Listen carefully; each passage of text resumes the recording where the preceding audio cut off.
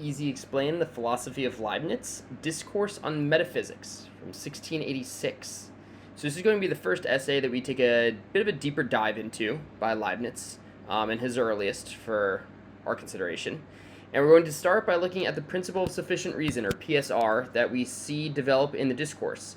So just a quick refresher from last video, I think a really great takeaway that we looked at last time from his essay of On Contingency, which came about earlier in 1686, so right around the same time for him. Leibniz says that nothing exists without there being a greater reason for it to exist than for it not to exist. Right, so this is the sufficient reason. This is his working principle throughout his philosophy of how you can justify anything.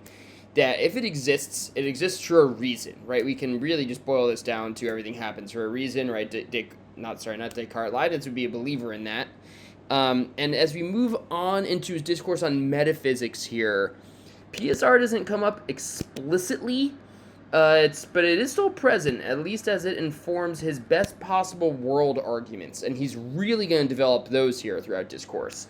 I took a lot of little snippets of his BPW argument as he develops throughout. He kind of structures this essay into what he calls articles. They kind of have longer headings, and then each one is a few paragraphs long.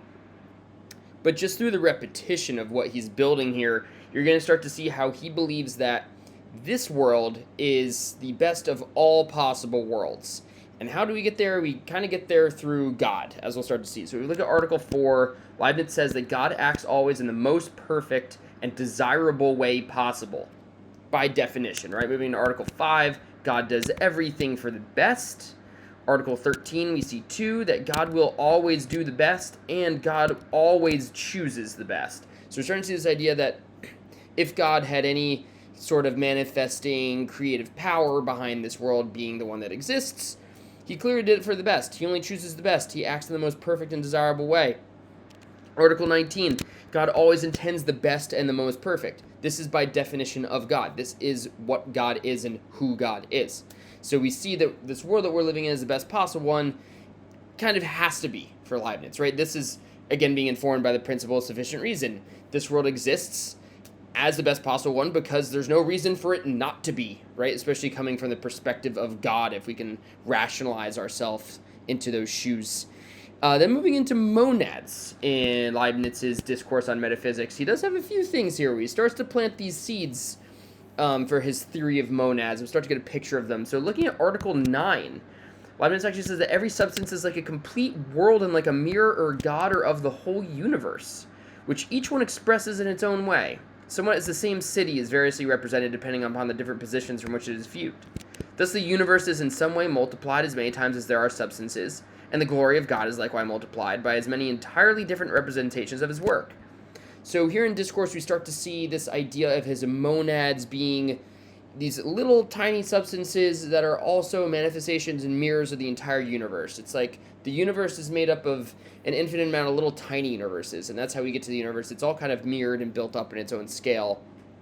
Monads are going to be a very complex idea he's going to continue to build and play with throughout his career.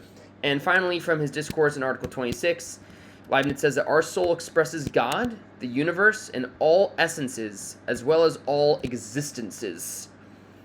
And here we're going to get into this idea that monads are imbued with soul, and monads can maybe make up souls. We're going to keep going with that as we continue as well. But again, God, the universe, essence, existence, they're all built into these little packages that are also representative of the entirety of existence. It's a very meta perspective, how we're going to build the physical world, very metaphysically here. But for now, that's a brief overview of the Discourse on Metaphysics. It's a lot longer, there's a lot more in there, but again, we're just looking at these three concepts. So for now, I hope that helps.